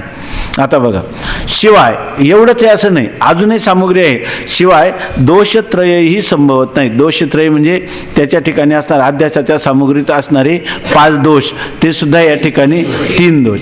त्या ठिकाणी असणारे दोषत्रय म्हणजे 3 दोष सुद्धा या ठिकाणी संभवत नाही. दोषत्रयात प्रमाता प्रमाण व प्रमेय हे 3 दोष येतात. दोषत्रय म्हणजे 3 प्रकारच्या दोषात कोणता? एक प्रमातेच्या ठिकाणी येणारा दोष, प्रमाणाच्या ठिकाणी येणारा दोष आणि प्रमेयाच्या ठिकाणी येणारा दोष. त्यापैकी प्रथम प्रमेय दोषाचा असंभव सांगतो. आता हे 3 आहे ना, प्रमाता प्रमाण आणि प्रमेय. तर पहिल्यांदा प्रमेय दोष सांगतात. प्रमेयाच्या ठिकाणी दोष असला तर काय होतं? अध्यास होतो. प्रमात्याच्या ठिकाणी दोष असला तर अध्यास होतो. प्रमाणाच्या ठिकाणी दोष असला तरी अध्यास होतो. पैकी पहिल्यांदा कोणता दोष सांगतात? प्रमेयाच्या ठिकाणी असणारा दोष. प्रमेयाच्या ठिकाणी दोष असला तर अध्यास होऊ शकतो. ही कारण ती अध्यासाची काय आहे? कार्याध्यासाची सामुग्री आहे. त्यापैकी प्रथम प्रमेय दोषाचा असंभव सांगतो. ज्या वस्तूचे ज्ञान होते त्याला प्रमेय म्हणतात. ज्या वस्तूचं ज्ञान होईल त्याला काय म्हणतात? आता मला घटाचं ज्ञान झालं तर घटाला काय म्हणायचं? प्रमेय. पुस्तकाचं ज्ञान झालं तर पुस्तकाला काय म्हणायचं? प्रमेय. मग ज्या वस्तूचं ज्ञान होतं त्या वस्तूला काय म्हणतात? प्रमेय. दृष्टांतात रज्जू प्रमेय असून तीजवर सर्पज्ञान होते. आपल्याला जो रज्जू सर्पाचा दृष्टांत घ्यायचा तर प्रमेय कोण आहे? रज्जू. रज्जू म्हणजे काय? ज्या वस्तूचं ज्ञान होतं त्याला म्हणतात. मग आता रज्जू काय झाला? प्रमेय. आणि त्याच्यावर ज्ञान कशाचं होतं? सर्पाचे ज्ञान. रज्जूवर सर्पाचे ज्ञान होते. त्या सर्पज्ञानाचा विषय सर्प, तोही प्रमेयच आहे. आता सर्प तुम्हाला काय झालं? ज्याचं ज्ञान होतं त्याला म्हणतात प्रमेय. तुम्हाला इथं ज्ञानाचा विषय कोण आहे? रज्जू. आणि तुम्हाला सर्पाचं पण ज्ञान झालं की नाही? बरोबर आहे ना. मग त्या ठिकाणी जरी तो भ्रम असला परंतु ज्ञानाचा विषय आहे का नाही, ज्ञान मग त्याचंही ज्ञान होतं का नाही सर्पाचं, मग सर्पसुद्धा काय झाला, प्रमेय. त्या सर्पज्ञानाचा विषय सर्प तोही प्रमेयच आहे. सर्पज्ञानाचा विषय कोण आहे, सर्प. आणि रज्जू ज्ञानाचा विषय कोण आहे, रज्जू. म्हणून रज्जूही प्रमेय झाली आणि सर्पही प्रमेय झाला. त्या दोन प्रमेयामध्ये म्हणजे रज्जू व सर्प यामध्ये लांबटपणा वगैरे सादृश्य आहे. आता काय तुम्हाला ज्या वेळेला यांना सांगायचं आहे अध्यास घडतो, त्या अध्यासामध्ये प्रमेयामध्ये काय असला पाहिजे, दोष. आता रज्जूवर सर्पाचा अध्यास घडतो, रज्जू पण प्रमेय आहे, कारण रज्जू ज्ञानाचा विषय कोण आहे, रज्जू. आणि जे ज्ञानाचा विषय असतं त्याला काय म्हणतात, ज्याचं ज्ञान होतं त्याला म्हणतात प्रमेय. आता सर्प ज्ञानाचा विषय कोण आहे, सर्प. ज्याचं ज्ञान होतं त्याला काय म्हणतात, प्रमेय. मग सर्प पण प्रमेय आहे आणि रज्जू पण प्रमेय आहे. आता फक्त काय आहे, प्रमेयाच्या ठिकाणी दोष दाखवायचा. तर प्रमेयाच्या ठिकाणी दोष काय कोणता आहे, त्या ठिकाणी रज्जू कशी आहे, लांबट आहे आणि सर्पसुद्धा काय आहे, लांबटपणा हा दोष आहे. वास्तविक सर्पाच्या ठिकाणी लांबटपणा असणं आणि रज्जूच्या ठिकाणी लांबटपणा असणं हा काय दोष आहे का त्या प्रमेयाच्या ठिकाणी. इथं दोष का म्हणतात, तुम्हाला अध्यास झाला का नाही त्याच्यामुळं, म्हणून आम्ही त्याला काय म्हणतो, दोष. नाही तुम्ही म्हणा त्यांचा काय दोष आहे का, सर्पाने लांब असणं दोरीनं लांब असणं हे काय लांबटपणा हा काय त्यांचा दोष आहे का. आम्हाला काय करायचं, फक्त अध्यास होण्यासाठी दोन्ही पदार्थ जे आहेत तर त्यांच्यामध्ये सादृश्य म्हणजे समानता काहीतरी सारखेपणा पाहिजे, याच्यासाठी आम्ही त्याला काय म्हटलंय, दोष म्हटलंय. आकाशाच्या ठिकाणी निळ्या रंगाचा आभास होतो आहे की नाही आपल्याला, मग आकाशाच्या ठिकाणी निळा रंग भासतो म्हणून काय आकाश प्रमेय कोण आहे, ज्ञान कोणाचं होतं, आकाशाचं. मग ते काय आकाशाचा दोष आहे का, दोष नाही आहे की नाही. म्हणून अध्यास घडतो की नाही, म्हणून आम्ही त्याला म्हणतो दोष. दोन प्रमेयामध्ये म्हणजे रज्जू व सर्प यामध्ये लांबटपणा वगैरे सादृश्य आहे. त्याचप्रमाणे शिंपी आणि रूपे यात चकचकीतपणाचे सादृश्य आहे. आता शिंपी आणि रूप, शिंपी म्हणजे शुक्ती आणि रजत चांदी म्हणजे रजत, रजत म्हणजे चांदी, रजत म्हणजे चांदी आणि चांदी म्हणजे रजत. दोन्ही काही एकच आहे, एक संस्कृत शब्द आणि एक आपल्या मराठी भाषेतला शब्द आहे. त्याचप्रमाणे शिंपी आणि रूपे यात चकचकीतपणाचे सादृश्य आहे. शिंपी आणि माणसाला शिंपीवर रजताचा अध्यास का वाटतो, म्हणजे चांदीचा अध्यास. चांदी चकचकीत असते आणि शिंपी पण उन्हामध्ये काय होते, चकचकीत. त्यामुळे ते दोन्ही काय आहेत, प्रमेय. आणि त्या प्रमेयांमध्ये काय आहे, सादृश्य. कोणतं सादृश्य आहे, चकचकीतपणा. म्हणून रज्जूवर सर्पाचा व शुक्तीवर रूप्याचा अध्यास होतो. प्रमेयामध्ये दोष आहे की नाही, दोष कोणता आहे, सादृश्य. सारखे रज्जू लांबट असणं आणि यांच्यामध्ये सादृश्य हा काही दोष झाला का, सारखेपणा हा काही दोष आहे का, परंतु अध्यास घडतो म्हणून त्याला म्हटलेले. रज्जूवर सर्पाचा व शुक्तीवर रूप्याचा अध्यास होतो. अध्यासाचे सरणीत बोलायचे म्हणजे अधिष्ठान रज्जू व आरोप्य सर्प यामध्ये सादृश्य असावे लागते. आता हे अध्यासाची सरणी म्हणजे अध्यासाची प्रक्रिया किंवा अध्यासाच्या रीतीमध्ये बोलायचं झालं तर अधिष्ठान असणारी कोण, रज्जू, आणि आरोपित किंवा अध्यस्त असणारा सर्प, ह्या दोघांमध्ये काय असावं लागतं, सादृश्य हा दोष. यालाच काय म्हणायचं, प्रमेय दोष. आता आत्मा अधिष्ठान आणि अहंकारादी सर्व जगदरूपी बंध म्हणजे आरोप्य यांच्यात सादृश्य काय. आता मग तुम्ही सांगितलं हे पहिलं तर कबूल करावं लागेल, अधिष्ठान आणि आरोप्य म्हणजे अध्यस्त पदार्थ, त्या अधिष्ठानावर जो अध्यस्त पदार्थ भासला ह्या दोघांच्यामध्ये काय पाहिजे, सादृश्य. आता तुम्हाला काय होतं, आत्मस्वरूपावर कोणाचा अध्यास होतो, बंधाचा, अहंकारादी पदार्थाचा. मग दोन्ही काय आहेत, अहंकारादिकांचं ज्ञान आणि आत्मस्वरूपाचं ज्ञान. जे ज्ञानाचा विषय असतं त्याला काय म्हणतात, प्रमेय, किंवा ज्याचं ज्ञान होतं त्याला काय म्हणतात, प्रमेय. मग आत्मा हे एक प्रमेय आहे आणि अहंकारादी अनात्म पदार्थ किंवा जगत हे सुद्धा काय आहे, प्रमेय. आता यांचा जर अध्यास व्हायचा असेल आत्मस्वरूपावर तर हे दोन्ही प्रमेयामध्ये काय पाहिजे, सादृश्य. आता तो पूर्वपक्षी सिद्धांत त्याला विचारतो की सांगा बरं, अहंकारादी अनात्म पदार्थ आणि आत्मा ह्या बरोबर ना, एक आहे आरोप्य, अहंकारादी अनात्म पदार्थ आहेत आरोप्य, आणि अधिष्ठान कोण आहे, आत्मा. हे दोन्ही आहेत प्रमेय. आणि प्रमेयामध्ये सादृश्य नावाचा दोष असला म्हणजे अध्यास घडतो. सांगा बरं दोघांमध्ये काय सादृश्य आहे की नाही. जसं सूर्यप्रकाश आणि अंधकार यांच्यामध्ये किती सादृश्य आहे, का परस्पर एकदम विरोधी? मग जर असं असेल तर त्यांच्यावर अध्यास, प्रकाशावर अंधकाराचा अध्यास होईल काय? होणारच नाही, कारण परस्पर विरोधी गोष्टी. त्यांचं अंतर किती आहे? जमीन आसमान इतकं अंतर आहे की नाही, बरोबर आहे ना? मग इतकं जर त्या प्रमेयामध्ये अंतर आहे म्हणजे भेद आहे, म्हणजे त्याच्यात सादृश्य नाही. मग त्याचा तुम्हाला अध्यास होईल का अहंकारादी अनात्म पदार्थाचा आत्मस्वरूपाच्या ठिकाणी? कारण का होणार नाही? दोघांच्यामध्ये काय नाही? सादृश्य नाही. आता तू त्यांना असं विचारतो की आत्मा अर्थात अधिष्ठान आत्मा आणि अहंकारादी सर्व जगद्रूपी बंध अर्थात आरोप्य यांच्यात सादृश्य काय? काय सादृश्य सांगा? तर आपण काय म्हणू? यांच्यात मात्र काही सादृश्य नाही. तो म्हणतो एवढंच नाही, सादृश्य तर नाहीच, उलट प्रकाश आणि अंधकार याप्रमाणे अत्यंत विरोध आहे. आता उलट सादृश्य म्हणजे सारखेपणा तर नाही, उलट प्रकाश आणि अंधकारांचा जसा विरोध आहे तसा आत्मस्वरूपाच्या ठिकाणी या जे अनात्म पदार्थ आहे अहंकार आदी त्यांचा काय अत्यंत विरोध आहे. त्यामुळं अहंकार आणि त्या अहंकारादी बंधाचा अध्यास आत्मस्वरूपावर घडणं शक्य नाही, कारण त्यांच्यामध्ये काहीतरी सारखेपणा पाहिजे होता ना.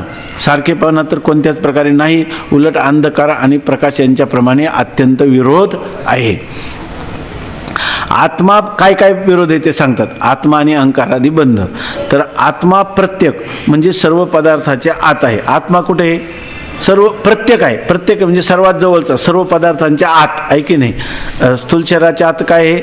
सूक्ष्म. सूक्ष्म शरीराच्या आत काय आहे? कारण शरीर. कारण शरीराच्या आत कोण आहे? आत्मा. प्रत्येक आत्मा तो काय आहे? प्रत्येक म्हणजे सर्वाच्या आत. आत्मा प्रत्येक म्हणजे सर्व पदार्थाच्या आत. आणि बंध पराक म्हणजे बाहेर किंवा दूर आहे. आणि बंध जो आहे अनात्म पदार्थ, आत्मा आहे सर्व आभ्यंतर, सर्वात जवळ. आणि हे अहंकारादी पदार्थ काय एकमेकाच्या बाहेर आहे. जसं आपण आता म्हणतो ना, इंद्रिय आणि परान्यावर इंद्रियेभ्य परम मना मनसस्तु पराबुद्धीर यो बुद्धे परतस्तुता. आत्म्याच्या मनाने बुद्धी बाहेर आहे की नाही? बुद्धीच्या बाहेर कोण आहे? मन आहे. मनाच्या बाहेर इंद्रिय, इंद्रियांच्या बाहेर विषय. हे सगळे बाहेरचे पदार्थ. एक आहे आत आणि एक आहे बाहेर. यांच्यामध्ये परस्पर विरोध आहे की नाही? एक आहे प्रत्येक आणि एक आहे पराक. पराक म्हणजे बाहेर. आत्मा प्रत्येक म्हणजे सर्व पदार्थाच्या आत आणि बंध पराक म्हणजे बाहेर किंवा दूर आहे. आत्मा विषयी स्वप्रकाशमान व बंध विषय अर्थात जड आहे. आत्मा कसा आहे? विषयी. विषयी म्हणजे काय? तो आत्मा काय करतो? सर्वांचं प्रकाशन करतो की नाही? मग तो स्वतः स्वयंप्रकाश आहे, सगळ्यांचं प्रकाशन करतो. त्याच्या प्रकाशनासाठी कोणाची गरज नाही. म्हणजे आत्मा कसा आहे? स्वयंप्रकाश. त्यालाच विषयी. विषय करणं म्हणजे जाणणं. जे जाणण्याचा पदार्थ आहे त्याला म्हणतात विषय. जो जाणला जातो त्याला काय म्हणतात? विषय. आणि जो जाणतो त्याला काय म्हणतात? विषय. आत्मा काय करतो? सर्वांना जाणतो, म्हणून आत्मा आहे विषयी. आणि बंध कसा आहे? विषय. ऐक नाही, आत्म्याचा बंध. आत्मा काय करतो? त्या आरोपित असणाऱ्या बंधाधिकांचं प्रकाशन करतो, म्हणून त्याला काय म्हणतात? विषय. म्हणजे याच्यामध्ये परस्पर विरोध कसा आहे? एक आहे आत आणि एक आहे बाहेर. एक आहे विषयी आणि एक आहे विषय. आत्माविषयी अर्थात स्वप्रकाशमान व बंध विषय अर्थात जड आहेत. जे विषय असतात ते काय असतात? जड असतात. आणि विषयी जो असतो तो स्वयंप्रकाश आत्मा असतो.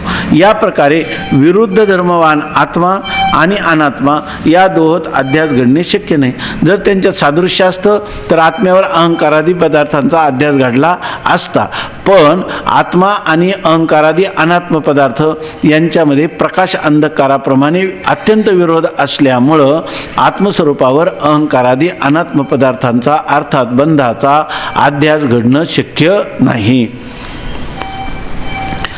वास्तविक दोन पदार्थात सादृश काय? या प्रकारे विरुद्ध धर्मवान आत्मा आणि अनात्मा. आत्मा आणि अनात्मा या दोघांचे धर्म कसे आहेत? परस्पर विरोधी असल्यामुळं त्याच्यावर आत्मस्वरूपाच्या ठिकाणी त्यांचा अध्यास घडणं शक्य नाही. आता हे कोणता दोष चाललेला आहे आपला? प्रमेय दोष. तर कोणता दोष चाललाय? प्रमेय दोष. या प्रकारे विरुद्ध धर्मवान आत्मा आणि अनात्मा या दोहोत अध्यास घडणे शक्य नाही. वास्तविक दोन पदार्थात सादृश्य असणे हा दोष नाही. तथापि रज्जू आणि सर्प यामध्ये सादृश्य असल्यामुळे भ्रम होतो, म्हणून सादृश्याला दोष असे म्हटले आहे. आता दोन पदार्थात सादृश्य असणं म्हणजे सारखेपणा असणं हा काय दोष आहे का? अध्यासाच्या सामुग्रीत काय सांगितलं त्यांनी? प्रमेयाच्या ठिकाणी सादृश्य हा दोष. सारखेपणा असणं काही दोष आहे का त्याच्यामध्ये? दोष नाही. पण अध्यास घडला की नाही? अध्यास त्याच्यामुळे घडल्यामुळं आम्ही सादृश्य हा दोष म्हणतो. अगोदर आपण सांगितलेलं आहे. स्वामी महाराज सांगायचे की ते गुरुजींच्या जवळ दोन शिष्य आहेत. एक आहे आळसी आणि कामचुकार आणि एक आहे खूप शिस्तशीर सेवा करणारा. तर गुरुजी त्याच्यावर सारखेच रागावतात. त्याच्यावर रागावतात म्हणून तो काय करतो? त्याचा दोष करतो. बरं, तो ह्याचा द्वेष करीत नाही, काही नाही, तो गुरुबंधू, पण तरीसुद्धा ह्याला सारखे रागावत राहतात गुरुजी. तर त्याचं कारण काय आहे? त्याचं कारण असं आहे की हा जो मुलगा आहे हा प्रामाणिक सेवा करतो आणि तो करत नाही. तर तो त्याचा द्वेष, मग त्याला कोणीतरी म्हणलं याने तुझं काही केलं आहे का? तर तू त्याचा द्वेष का करतो? त्याचा मत्सर तू का करतो? तर तो काय म्हणतो की त्यांनी माझं काही केलं नाही, परंतु तो प्रामाणिकपणे सेवा करतो आणि त्याच्यामुळं सगळं मला काय होतं, सगळे मला नाव ठेवतात किंवा गुरु मला दोष देतात. वास्तविक त्याचा प्रामाणिकपणाने सेवा करणं हा काय दोष आहे का? पण त्या दोषामुळे याला त्रास व्हायला लागला ना. तसं सादृश्य असणं हा काय दोष आहे का? दोष नाही. पण भ्रम व्हायला लागला की नाही? सादृश्यपणामुळे भ्रम व्हायला लागला म्हणून आम्ही त्याला काय म्हणतो? सादृश्याला प्रमेय दोष असं म्हणतो. प्रमेयाच्या ठिकाणी सादृश्य हा दोष असेल तर अध्यास घडू शकतो असं आम्ही म्हणतो. ठीक आहे ना. त्याचप्रमाणे प्रमाता व प्रमाण दोषांची बंधाच्या अध्यासास आवश्यकता आहे, पण ते दोष सिद्ध होत नाही. आता ते म्हणतात हे झालं प्रमेयाचा दोष. प्रमेयाचा दोष चालत नाही. जर तुम्हाला अध्यासाची सामुग्रीमध्ये केवळ प्रमेयाचा दोष सांगितला आहे का? प्रमेयाच्या ठिकाणी पाहिजे आणि प्रमात्याच्याही ठिकाणी पाहिजे आणि प्रमाणाच्या ठिकाणी दोष पाहिजे. त्याचप्रमाणे प्रमाता व प्रमाण दोषाची बंधाच्या अध्यासास आवश्यकता आहे, पण ते दोष सिद्ध होत नाही. प्रमाता व प्रमाण या ठिकाणी जर दोष असतील तर काय होईल? बंधाचा अध्यास घडेल. पण प्रमाता आणि प्रमाणाच्या ठिकाणी दोषाची सिद्धी होत नाही. प्रमाता टिप्पणीमध्ये दिले, प्रमाता म्हणजे पाहणारा किंवा जाणणारा आणि प्रमाण म्हणजे काय? त्या प्रमात्याचं पाहण्याचं साधन, म्हणजे त्याला काय म्हणायचं? अंतःकरण वृत्ती. एक लक्षात ठेवा, सहज आपलं झालेलं आहे. एकच चैतन्य आहे की नाही? एकच चैतन्याला जेव्हा अंतःकरण ही उपाधी लागते तेव्हा त्याला काय म्हणतात? प्रमाता. बरोबर ना? त्याला काय? प्रमाता. त्याच चैतन्याला जेव्हा अंतःकरणाची वृत्ती म्हणजे अंतःकरणाचा होणारा जो वृत्तीरूप परिणाम, प्रकाशक परिणाम, तर त्याला काय म्हणतात? ही उपाधी लागली की त्याला नाव येतं प्रमाण. आणि अंतःकरण आपलं आणि चैतन्याला जेव्हा विषय उपाधी लागते तेव्हा त्याला काय म्हणतात? प्रमेय. आहे की ज्या वस्तूचं ज्ञान होतं म्हणजे ती वस्तू त्या चैतन्यामध्ये काय होते? उपाधी होते आणि मग ते चैतन्य काय करतं? तिचं प्रकाशन करतं. म्हणजे प्रमेय म्हणजे ती वस्तू आहे की नाही. नंतर त्या वस्तूच्या ज्ञानाचं जे साधन आहे ते अंतःकरणाची वृत्ती म्हणजे अंतःकरणाचा जो होणारा जो लंबायमान काय परिणाम, तर त्याला काय म्हणतात? अंतःकरणाची वृत्ती. चैतन्य एकच आहे. त्या चैतन्यामध्ये प्रमाता म्हणजे अंतःकरण उपाधीला, चैतन्याला अंतःकरण उपाधी लागली का त्याला नाव काय येतं? प्रमाता. अंतःकरणाची वृत्ती उपाधी लागली की त्याला नाव काय येतं? प्रमाण. आणि विषय हे त्याला उपाधी लागली की त्याला नाव येतं प्रमेय. ठीक आहे ना. आता बघा, त्याचप्रमाणे प्रमाता व प्रमाण दोषाची बंधाच्या अध्यासास आवश्यकता आहे, पण ते दोष सिद्ध होत नाही. म्हणजे प्रमात्याच्या ठिकाणी दोष सिद्ध झाले पाहिजे. प्रमाता म्हणजे पाहणारा आणि प्रमाण म्हणजे त्या पाहणाऱ्याचं जे साधन त्याला काय म्हणतात? प्रमाण. म्हणजे या दोषांचे प्रमाता आणि प्रमेयाच्या ठिकाणी असणाऱ्या दोषाची सिद्धी जर झाली तर मग काय होईल? ह्या अहंकारादी पदार्थ काय होईल? अहंकारादी अनात्म पदार्थाचा किंवा बंधाचा अध्यास घडू शकेल. परंतु ते म्हणतात पण ते दोष सिद्ध होत नाही. प्रमात्याच्या ठिकाणी दोष सिद्ध होत नाही आणि प्रमाणाच्या ठिकाणी दोष सिद्ध होत नाही. कसं बघा, कारण ज्यास ज्ञान होते तो अंतःकरण विशिष्ट चैतन्य प्रमाता. आता प्रमाता म्हणजे ज्याला ज्ञान होतं त्याला काय म्हणायचं? प्रमाता. ज्याला ज्ञान होतं म्हणजे काय? ज्या चैतन्याला अंतःकरण विशिष्ट चैतन्य. अंतःकरण विशिष्ट चैतन्य म्हणजे काय? अंतःकरण हे ज्याचं विशेषण झालं आहे असं चैतन्य. बरोबर ना. अंतःकरण विशिष्ट म्हणजे काय? अंतःकरण अधिक चैतन्य, आणि त्या चैतन्याचं अंतःकरण काय झालेले विशेषण. मग विशेषण आणि विशेष्य मिळून काय होतं विशिष्ट. मग अंतःकरण विशिष्ट जे चैतन्य त्यालाच काय म्हणतात प्रमाता. त्याला दुसरं काय नाव आहे बरं? अंतःकरण अधिष्ठान चैतन्य आणि त्या चैतन्याचं पडलेलं प्रतिबिंब जीव आहे की नाही. प्रमाता म्हणजे काय घ्यायचं जीव, आणि जीव घेतला जीवाचा अर्थ काय करायचा प्रमाता. प्रमात्याचा अर्थ जीव, तर जीवाचा अर्थ काय प्रमाता. म्हणजे इथून पुढे जीव अर्थ घेतला तरी अर्थ काय घ्यायचा प्रमाता, आणि प्रमाता म्हटलं तरी काय म्हणायचं जीव. आता बघा, कारण ज्यास ज्ञान होते तो अंतःकरण विशिष्ट चैतन्य प्रमाता, व ज्या इंद्रियाच्या साह्याने ज्ञान होते त्या इंद्रियास प्रमाण म्हणतात. आता आपल्याला ज्ञान कशाने होतं इंद्रियांनी. रूपाचं ज्ञान कशाने होतं चक्षुरेंद्रियांनी. शब्दाचं ज्ञान कशाने होतं मग त्याला काय म्हणायचं प्रमाण. त्याला काय म्हणायचं प्रमाण. आता इंद्रियांच्या द्वारा आपल्याला ज्ञान होतं की नाही, म्हणून इंद्रिय काय झाली प्रमाण झाली. ज्या इंद्रियाच्या साह्याने ज्ञान होते त्या इंद्रियास प्रमाण म्हणतात. अध्यास होण्यास प्रमात्याच्या ठिकाणी लोभ भयादी व प्रमाणाच्या ठिकाणी पित्त मलादी दोष असावे लागतात. म्हणजे प्रमाता व प्रमाणाचे स्वरूप अध्यासाहून पूर्वकाली असले पाहिजे आणि त्यांच्या ठिकाणी दोषही असले पाहिजे. आता बघा, आपल्याला प्रमाता कळला अंतःकरण विशिष्ट चैतन्य. प्रमाण कोण कळली इंद्रिय. आता तुम्ही म्हणाल की अगोदर अंतःकरण वृत्ती असं म्हटलं होतं ना, तर काय आहे की इंद्रिय जरी असली केवळ इंद्रियाचा आणि विषयाचा संबंध झाल्यावर ज्ञान होतंय का नाही. अंतःकरणाची वृत्ती ज्या वेळेला त्या इंद्रियांच्या द्वारा त्या पदार्थांपर्यंत जाते त्याच वेळेला ज्ञान होतं. आपण बाह्य पदार्थ ज्ञानाची रीती मंगलाचरणामध्ये पाहिली होती. आता बघा, अध्यास होण्यास प्रमात्याच्या ठिकाणी लोभ भयादी व प्रमाणाच्या ठिकाणी पित्तमलादी दोष असावे लागतात. आता जर आपल्याला अध्यास व्हायचा असेल तर त्या ठिकाणी जो प्रमाता आहे म्हणजे अंतःकरण विशिष्ट चैतन्य त्याच्यामध्ये काहीतरी दोष असला पाहिजे. तो दोष कोणता असला पाहिजे लोभ भयादी.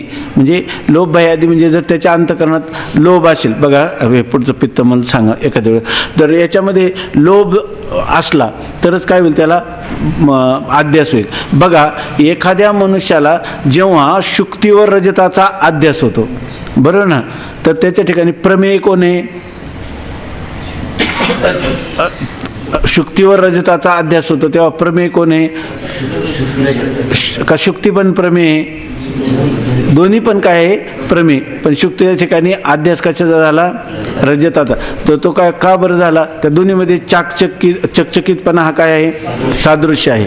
आता दोष कशामध्ये असला पाहिजे प्रमात्याच्या ठिकाणी दोष सिद्ध केला पाहिजे. प्रमात्याच्या ठिकाणी लोभ चांदीचा आणि त्यामुळे त्याला काय झाला अध्यास झाला. किंवा रज्जूवर सर्पाचा काय झाला भ्रम झाला. तर सर्पाच्या विषयी प्रमात्याच्या ठिकाणी कोणता दोष आहे भय आहे की नाही, आणि त्यामुळे त्याला काय वाटायला लागलं की या ठिकाणी रज्जूवर सर्पाचा किंवा शुक्तीवर रजताचा अध्यास होतो. म्हणजे जसा प्रमेयामध्ये दोष आहे सादृश्य तसाच प्रमात्याच्या ठिकाणी कोणता दोष आहे लोभ भय अशा प्रकारचा दोष आहे. किंवा दुसरं काय सांगितलं प्रमाणाच्या ठिकाणी बरोबर ना, प्रमाणाच्या ठिकाणी पित्तमलादी दोष. आता प्रमाण कोण आहे इंद्रिय आहे की नाही. इंद्रियांच्या ठिकाणी कोणता दोष आहे पित्तमलादी दोष असले पाहिजे.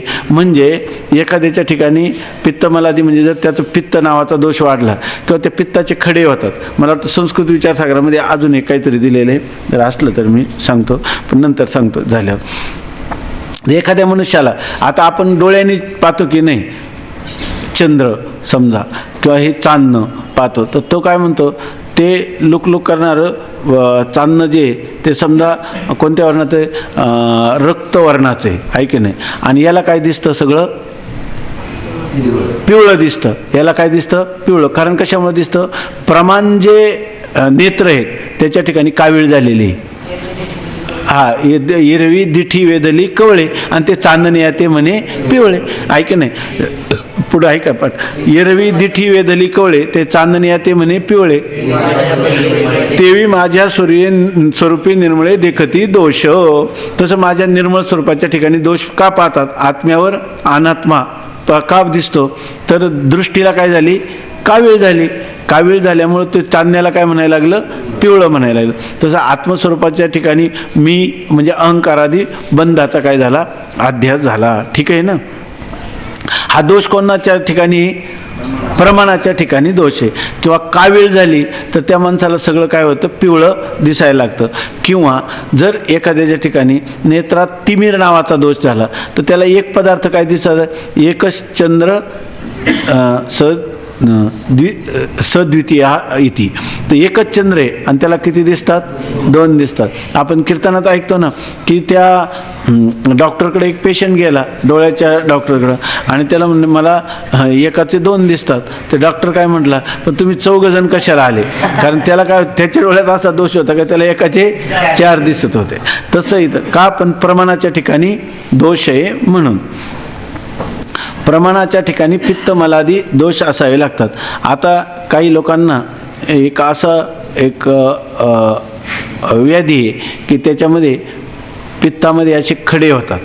म्हणजे पित्ताचा खडे होतात आणि ते खडे झाले की त्या माणसाला जर तुम्ही साखर दिली तर ती काय लागते? कडू लागते. हा कोणाच्या ठिकाणी दोष आहे? किंवा रसनेंद्रियाच्या ठिकाणी तो दोष आहे आणि त्या रसनेंद्रियाच्या दोषामुळं त्याला गोड पदार्थसुद्धा कडू लागत. ना तरी ज्वर विटाळले मुख, ते दुधाते म्हणे कडू विख, तैसे अमानुषा मानुष मानिती माते. परमात्मा काय मानवी आहे का?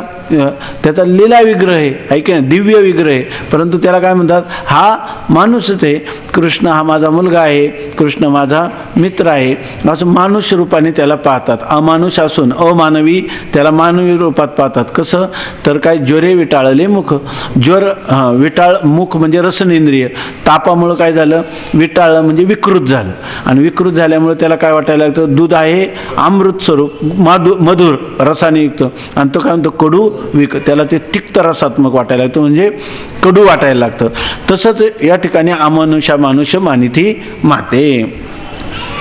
आता प्रमात्याच्या ठिकाणी लोभ भयादी व प्रमाणाच्या ठिकाणी पित्तमलादी दोष असावे लागतात. म्हणजे प्रमाता व प्रमाणाचे स्वरूप अध्यासाहून पूर्वकाली असले पाहिजे. आता ज्याला अध्यास करायचा तो अध्यास कोणाला होतो? प्रमात्याला. आणि प्रमात्याला अध्यास होण्याचं साधन कोण आहे? प्रमाण.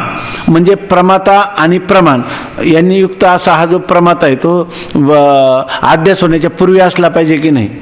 का तो त्याच्या वेळेला उत्पन्न होईल? तो अगोदर अध्यासाच्या पूर्वीच असला पाहिजे. प्रमाता व प्रमाणाचे स्वरूप अध्यासाहून पूर्वकाली असले पाहिजे आणि त्यांचे ठिकाणी दोषही असले पाहिजे. म्हणजे आपल्याला जर अध्यास व्हायचा असेल तर अध्यास ज्याला होतो तो प्रमाता आणि अध्यास होण्याचं असणारं जे साधन प्रमाण ते अध्यास होण्याच्या पूर्वकाली असले पाहिजे. आणि नुसतं असून चालणार नाही तर त्या ठिकाणी प्रमात्याच्या ठिकाणी आणि प्रमाणाच्या ठिकाणी दोषही असला पाहिजे.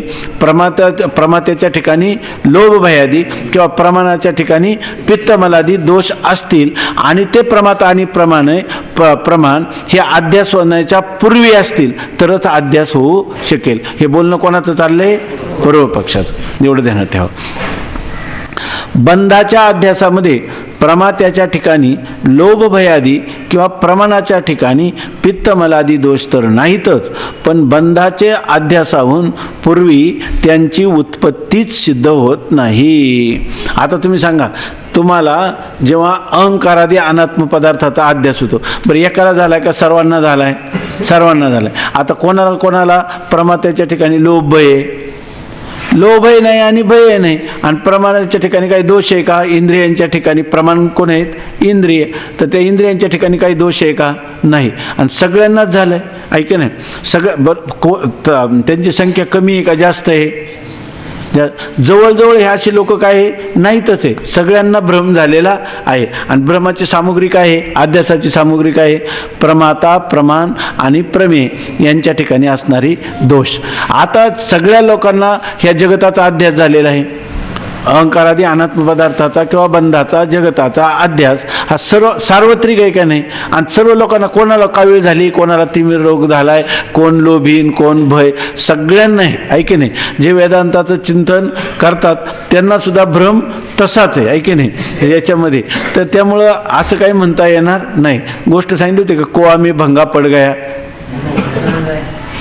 एका गावामध्ये एक मनुष्य होता. ते पूर्वी, आता काही त्याचं प्रमाण नाही, तर काय भांग नावाचा पदार्थ असतो, तो जर ते पिला की म्हणजे थोडक्यात काय त्याच्यामुळं नशा येते, त्याच्यामध्ये नशा येते, त्याला दुसरं एक नाव आहे.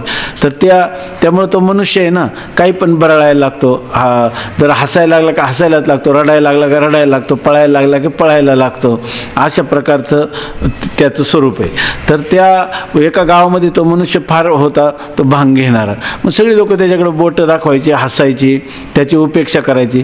त्यांनी विचार केला एक दिवस, हे लोक मला हसतात म्हणे, आता मी यांचा समाचार घेतो. त्यांनी काय केलं, एक पोतभर भांग विकत आणला. शिमपरांजपेने उदाहरण दिलेलं आहे त्यांच्या एका कथेमध्ये. म्हणजे वेदांत ते पुस्तक गेलं आपल्याकडून, त्याच्यामध्ये सगळ्या वेदांताच्या प्रक्रियेला अनुसरून गोष्टी दिल्या त्यांनी. पण त्याच्यामध्ये एकच गोष्ट माझी एवढीच लक्षात राहिली, आणि धुंडा महाराजांनी एकदा सांगितली होती ती. तर त्याच्यामध्ये त्यांनी सांगितलं की मला हे लोक माझी उपेक्षा करतात ना, पाहतो. त्यांनी काय केलं, एक पोतभर भांग आणली आणि जी गावची पाणी पिण्याची बारव आहे तिच्यामध्येच टाकून दिले. आणि त्या दिवशी तो बारवीचं पाणी पिला नाही, सगळ्या लोकांनी पाणी पिले. पाणी पिल्यावर ते सगळे लोक, कोणी हसायला लागले की हसायला, रडायला लागले की रडायला. हा मात्र दुरून गंमत पाहत राहिला. त्याच्या नंतर काही पाहुणे आले भेटायला काही त्या गावामध्ये, ते पाहतात तर सगळ्या गावांचीच अशी कशी काय स्थिती झाली. एक माणूसचा तर ठीक आहे, मग सगळ्याच लोकांना असा उन्माद कशा प्रकारे प्राप्त झाला, तर ते म्हणायला कारण काय शोधलं पाहिजे. तर हा चांगला होता, हा म्हणला असं व्हायला नाही पाहिजे, पण कदाचित कुआ में भंगा पड गया, असं तर. तसं सगळ्या लोकांना हे अशा प्रकारचा भ्रम व्हायला नाही पाहिजे. कोणत्या प्रकारचा दोष नाही ना, तर दोष तर काहीतरी असलाच पाहिजे, दोषाशिवाय तर काही घडणार नाही, आहे की नाही. मग आता हा जर बंध आद्यस्थ असता तर काय झालं पाहिजे, प्रमाता, प्रमाण आणि प्रमेय यांच्यामध्ये दोष पाहिजे. शिवाय प्रमाता आणि प्रमाण अगोदर पाहिजे, भ्रम होण्याच्या अगोदर पाहिजे. याच्या ठिकाणी कोणतीच सामुग्री सिद्ध होत नाही. कसं ते पहा. कारण पण बंधाच्या अध्यासाहून पूर्वी त्यांची उत्पत्ती सिद्ध होत नाही. बंध होण्याच्या पूर्वी प्रमाता आणि प्रमेय यांची सिद्ध, कारण अहंकाराने अनात्मबंध, यालाच तुम्ही काय म्हणता, यालाच तुम्ही अध्यास म्हणता. मग अहंकारादी अनात्मबंधाच्याच अंतर्गत प्रमाता आणि प्रमाण आहे की नाही, ते अगोदर आहे का, नाही. मग अध्यास होण्याच्या पूर्वी त्यांचं अस्तित्वच नाही, तर त्यांचं दोष तर त्यांच्या ठिकाणी सिद्ध होण्यापेक्षा त्यांचं स्वरूपच अगोदर काय होत नाही, सिद्ध. मग अध्यासाची सामुग्री आहे का तुमच्याजवळ, नाही. मग याचाच अर्थ अहंकारादी अनात्म पदार्थ हे आद्याशिक आहेत का, नाही. अर्थात काय आहेत, सत्य आहेत. बघा आता, कारण अहंकारादी सर्व अनात्म पदार्थ हाच जर बंध आहे, तर त्यातच प्रमाता व प्रमाणांची गणना आहे. एकतर काय आहे, बंधाच्या अध्यासामध्ये प्रमात्याच्या ठिकाणी लोभ भयादी, प्रमाणाच्या ठिकाणी पित्तमलादी दोष तर नाहीत. सगळे लोक काय रोगट आहेत का, नाही. सगळे लोभी आहेत का, सगळे भित्रे आहेत का, काहीच नाही. आणि सगळ्यांना मात्र अहंकारादी अनात्म पदार्थाचा बंध मात्र सार्वत्रिक सर्वांना आहे. पण आता सांगतात हे दोष तर नाहीतच, पण बंधाचे अध्यासाहून पूर्वी त्यांची उत्पत्ती सिद्ध होत नाही. बंधाचा अध्यास होण्याच्या पूर्वी प्रमाता आणि प्रमाणाची काय होत नाही, सिद्धीच होत नाही. कारण अहंकारादी सर्व अनात्म पदार्थ हाच जर बंध आहे, तर त्यातच प्रमाता व प्रमाणाची गणना आहे. अहंकारादी जर आहे तर प्रमाता प्रमाण नंतरच होणार की नाही त्याच्यामध्ये, बरोबर आहे ना. अहंकार अंतकरणाचं तादात्म्य करेल तर अंतकरण विशिष्ट होईल, तर प्रमाता होईल का नाही. त्या अहंकारा आपला जो पदार्थ निर्माण झालेला आहे, कोणता, अंतकरण, त्याला तो जर मी म्हणेल तर मग तो होईल की नाही. मग याचा अर्थ तो अगोदर आहे का, नाही. प्रमाण इंद्रिय नंतरच उत्पन्न होतील ना, तर का अगोदर उत्पन्न, ती नंतरच उत्पन्न होतील. कारण अहंकारापासूनच सुरुवात आहे तुमच्या अनात्म पदार्थाला. मग त्याच्या अंतर्गत कोण येणार, प्रमाता आणि प्रमाण. पण प्रमाता आणि प्रमाण अगोदर असले पाहिजे, अगोदर सिद्धीच होत नाही. अगोदर त्यांची सिद्धी झाली तर मग त्यांच्या ठिकाणी कोणते दोष आहे याचा आम्ही विचार केला असता. सर्व अनात्म पदार्थ हाच जर बंध आहे, तर त्यातच प्रमाता व प्रमाणांची गणना आहे. रज्जूवर सर्पाध्यास पाहणारा जो प्रमाता, तो सर्पाध्यासाहून पूर्वी असतो. रज्जूवर जेव्हा सर्पाध्यास होतो तेव्हा त्या सर्पाध्यास होण्याच्या पूर्वी तो प्रमाता अगोदर आहे की नाही, आहे. तसा अहंकारादी बंध पाहणारा परमात्मा पूर्वी असला पाहिजे, पण तो असणे संभवनीय नाही. अहंकारादी अनात्म पदार्थाचा बंध पाहणारा प्रमाता हा त्याच्या पूर्वी असला पाहिजे की नाही? त्याची सिद्धी होते का? नाही, कारण त्या प्रमात्याचा समावेश कुठं होतो? अहंकारादी अनात्म पदार्थामध्ये होतो. त्याचे स्वरूपच जर सिद्ध होत नाही तर त्याच्या ठिकाणी दोषाची सिद्धी होत नाही, हे आपोआपच ठरते. जर त्याचा वंध्या पुत्रच नाही तर मग त्याच्या संततीची गणना करणं शक्य आहे की नाही? जर त्याच्या ठिकाणी दोषांची सिद्धी होत नाही तर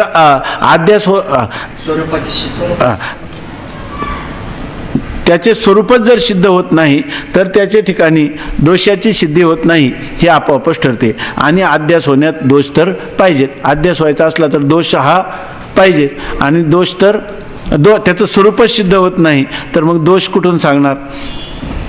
त्यांचा अभाव आहे. त्यांचा म्हणजे काय?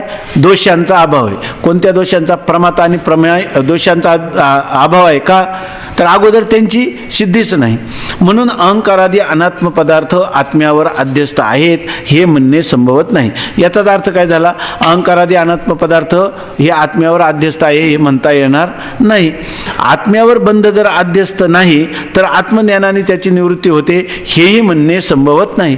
जर आत्म्यावर बंध अध्यस्त असला तर जे ज्याच्या अज्ञानाने भासतं त्याच्या ज्ञानाने निवृत्त झालं असतं. अर्थात आत्मस्वरूपाच्या ज्ञानाने बंधाची निवृत्ती होणं शक्य नाही. ठीक आहे ना? इथपर्यंत हा थोडा राहिला, एवढा वाचू का? राहू द्यायचा तर हा घेऊ का?